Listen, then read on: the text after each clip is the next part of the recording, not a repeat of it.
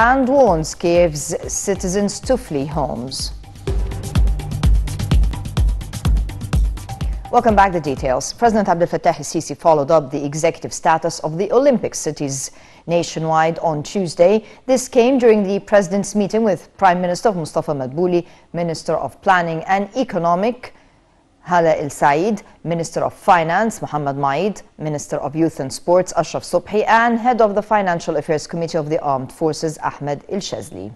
Presidential spokesman Ambassador Bassem Rodi said the president directed that the infrastructure facilities of the sports system being implemented in accordance with global standards and specifications, as well as the comprehensive approach which is integrated with the mega projects around the country.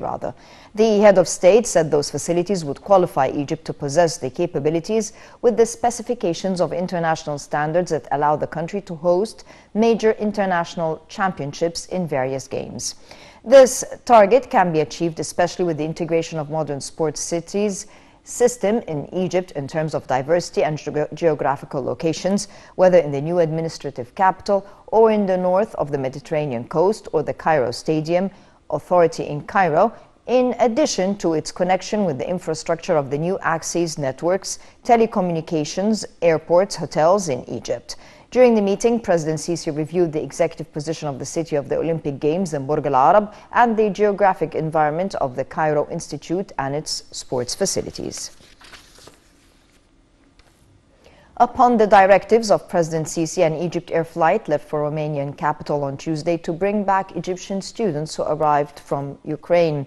Presidential spokesman Bassem Rodi said the cabinet had coordinated with Egyptian embassies in concerned countries, as well as the ministries of Foreign Affairs, Immigration and Egyptian Expatriates Affairs and Civil Aviation to send the plane. The Minister of Migration and Egyptian Expatriates Affairs, Nabila Makram, said daily communications are held with Egyptian students in crisis-hit Ukraine.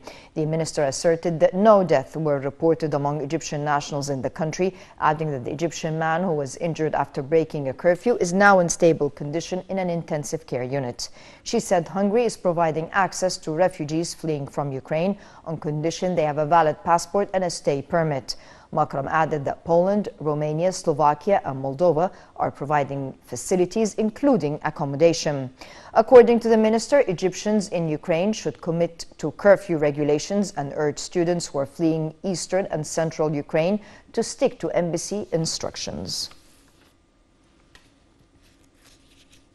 Russia warned Kiev residents to flee their homes on Tuesday and rained rockets down on the eastern city of Kharkiv as Russian commanders who have failed to achieve a quick victory shifted their tactics